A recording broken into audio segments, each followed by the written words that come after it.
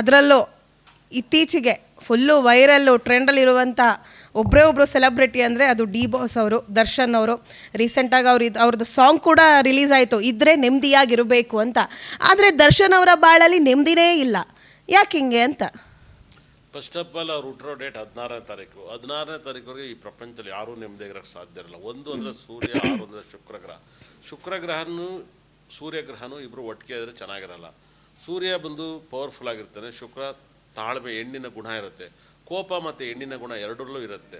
ಹಾಗಾಗಿನೇ ತುಲಾ ರಾಶಿಯಲ್ಲಿ ಸೂರ್ಯಗ್ರಹ ನೀಚತ್ವ ಪಡ್ತಾರೆ. ಹಾಗಾಗಿನೇ ತುಂಬ ದೊಡ್ಡ ದೊಡ್ಡ ಬಿಗ್ಗೆಸ್ಟ್ ಸ್ಟಾರ್ಗಳು ಹುಟ್ಟೋದಲ್ಲಿ ಇದೇ ಡೇಟಲ್ಲಿ ಹುಟ್ಟಿರ್ತಾರೆ. ಚಾರ್ಲಿ ಚಾಂಪಿಯನ್ ಇದೇ ಡೇಟಲ್ಲಿ ಹುಟ್ಟಿರೋದು, ತುಂಬ ದೊಡ್ಡ ಸ್ಟಾರು. ಆದರೆ ಅವ್ರಿಗೆ 7 ಜನ ಹೆಂಡ್ತಿರೋ, ಸತ್ತಾಗ ಒಬ್ರು ಇರನಲ್ಲ. ಜಾಕಿ ಚೈನ್ ಇದೇ ಡೇಟ್ ಆಫ್ ಬರ್ತ್. ಆದರೆ ಜಾಕಿ ಚೈನ್ ನೋಡಿದ್ರೆ ಮಗನ್ನ ಬಿಟ್ಟು ದೇಶನೇ ಬಿಟ್ಟು ಹೋದ್ರು. ದೇಶನೇ ಬಿಟ್ಟು ಹೋದ್ರು ಅವರು.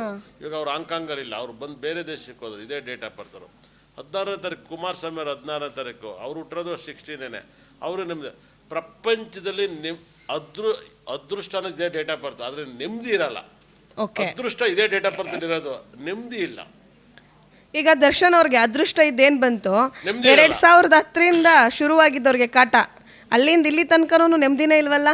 ಇಲ್ಲ, ಅವರು ಒಂಥರ ಚಾಲೆಂಜಿಂಗ್. ಪಾಪ ಅವ್ರ ತಂದೆ ಸಾವಿಂದ ಆಗಿರ್ಬೋದು, ಅವ್ರ ಲೈಫ್ ಆಗಿರ್ಬೋದು, ಆರನ್ನರ್ಧ ಅವ್ರ ಮನೆ ಹೊಡಿಬೇಕು ಅಂದಿದ್ದು, ಅವ್ರ ಮನೆ ಇರೋ ಮನೆ ಹೊಡಿಬೇಕು ಅಂದಿದ್ದು, ಅವ್ರ ತೋಟದಲ್ಲಿ ಕಿರಿಕು, ಮತ್ತು ಮ್ಯಾರೇಜ್ ಲೈಫ್ ಕಿರಿಕು, ಸಿನಿಮಾದಲ್ಲಿ ಕಿರಿಕು, ಯಾವುದು ಅವ್ರು ನೋಡಿಲ್ಲ ಹೇಳಿ?